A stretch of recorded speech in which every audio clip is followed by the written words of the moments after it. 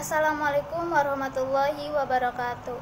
Perkenalkan, nama saya Zakia Azahra dari kelas 03 PPKP 003. Untuk memenuhi tugas akhir mata kuliah pengembangan bahan ajar dan media pembelajaran yang diampu oleh Ibu Sulastri SPD MH. Di sini saya akan memaparkan mata pelajaran PPKN SMP dari kelas 8 semester 1 dengan KD 3.1, yaitu mengidentifikasi tata urutan peraturan perundang-undangan. Baik, di sini ada rumusan tujuan pembelajaran KD, audiens, peserta didik, behavior, mengidentifikasi, condition setelah membaca buku tentang Undang-Undang Dasar 1945, degree, tata urutan peraturan perundang-undangan nasional. Tujuan dengan rumus CABD, setelah membaca buku tentang Undang-Undang Dasar 1945, peserta didik dapat mengidentifikasikan tata urutan peraturan perundang-undangan nasional. Baik, di sini juga ada pengembangan IPK. 3.1.1 mendeskripsikan kedudukan Undang-Undang Dasar 1945 dalam sistem peraturan perundang-undangan. 3.1.2 mendeskripsikan fungsi peraturan perundang-undangan. 3.1.3 mendeskripsikan bentuk dan tata urutan perundang-undangan nasional. Di sini juga ada tujuan pembelajaran dari IPK. 3.1.1 peserta didik mampu mendeskripsikan kedudukan Undang-Undang Dasar 1945 dalam sistem peraturan perundang-undangan. 3.1.2 peserta didik mampu mendeskripsikan fungsi peraturan perundang-undangan. 3.1.3 peserta didik mampu mendeskripsikan bentuk dan tata urutan perundang-undangan nasional. Baik, di sini juga ada merumuskan topik materi. Yang pertama, kedudukan Undang-Undang Dasar 1945 dalam sistem peraturan perundang-undangan. Yang kedua, fungsi peraturan perundang-undangan. Yang ketiga, bentuk dan tata urutan peraturan perundang-undangan nasional. Di sini saya akan menjelaskan materi yang pertama, yaitu kedudukan Undang-Undang Dasar 1945 dalam sistem peraturan perundang-undangan. Assalamualaikum anak-anak. Selamat pagi. Apakah hari ini ada yang tidak hadir? Oke, hadir semua ya. Sebelum dimulai, alangkah baiknya kita berdoa dipimpin oleh ketua kelas. Silakan ketua kelas.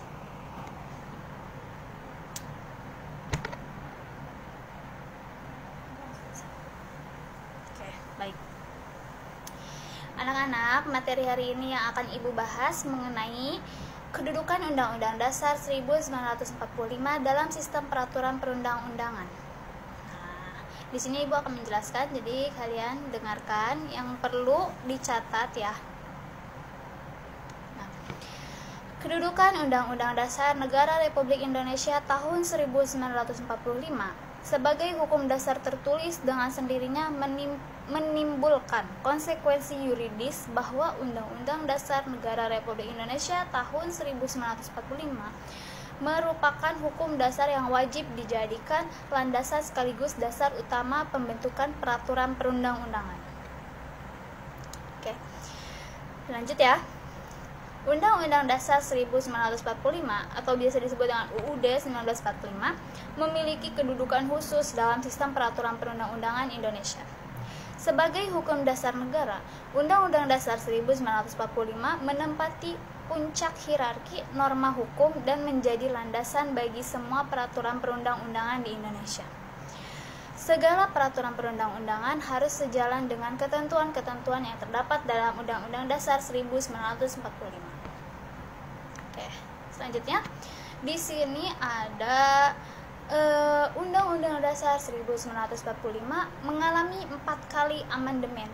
Diketahui atau ditegaskan lagi ya anak-anak, Undang-Undang Dasar 1945 mengalami 4 kali perubahan atau amandemen. Dikutip dari buku super lengkap Undang-Undang Dasar 1945 dan amandemen, berikut sejarah Undang-Undang Dasar 1945. Nah, jadi anak-anak di sini ada sebelum amandemen dan sesudah amandemen. Ibu akan menjelaskan satu persatu. Yang pertama itu sebelum amandemen.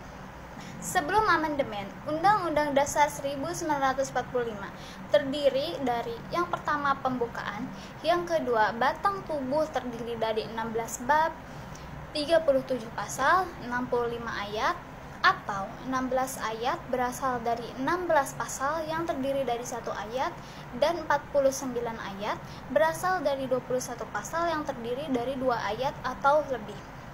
Yang ketiga, pasal aturan peralihan dan 2 ayat aturan tambahan. Yang keempat, penjelasan. Nah, anak-anak, sekarang juga Ibu akan menjelaskan setelah 4 kali amandemennya ya. Nah, dengarkan, apabila ada yang penting silahkan dicatat. Setelah 4 kali amandemen, Undang-Undang Dasar 1945 memiliki 16 bab, 37 pasal, 194 ayat, 3 pasal aturan peralihan, dan 2 pasal aturan tambahan. Oke, baik, selanjutnya. Nah, di sini juga ada dalam Undang-Undang Nomor 12 Tahun 2012 tentang sumber hukum dan tata urutan peraturan perundang-undangan. Berikut kedudukan Undang-Undang Dasar 1945 yang berada di posisi paling atas dari perundang-undangan yang ada. Yang pertama, Undang-Undang Dasar Negara Republik Indonesia tahun 1945. Yang kedua, Undang-Undang atau Peraturan Pemerintah Pengganti Undang-Undang. Yang ketiga, Peraturan Presiden. Yang keempat, Peraturan Daerah terdiri dari 3 ya. Yang pertama peraturan daerah provinsi, yang kedua peraturan daerah kabupaten atau kota, yang ketiga peraturan desa atau peraturan yang setingkat. Oke, baik anak-anak, itu saja yang dapat Ibu sampaikan materi hari ini. Sebelum Ibu tutup, apakah ada yang mau bertanya? Tidak ada? Oke, baik. Langsung saja ke kesimpulannya ya anak-anak ya. Jadi di sini tertulis dengan sendirinya ya katanya ya sebagai hukum. Ini akan kedudukan Undang-Undang Dasar Negara Republik Indonesia tahun 1945 sebagai hukum dasar tertulis dengan sendirinya. Menimbulkan konsekuensi yuridis bahwa Undang-Undang Dasar Negara Republik Indonesia tahun 1945 itu merupakan hukum dasar yang wajib dijadikan landasan sekaligus dasar utama pembentukan peraturan perundang-undangan. Jadi, sebagai hukum dasar negara, Undang-Undang Dasar 1945 itu menjadi landasan bagi semua peraturan-peraturan yang ada di Indonesia. Jadi kalau misalnya ada aturan tetapi tidak tercantum di dalam undang-undang, itu tidak termasuk melanggar. Jadi bolehlah intinya ya, yang sudah dicatat di Undang-Undang Dasar 1945 itu harus ikuti oleh masyarakat. Jadi seperti itu kesimpulannya.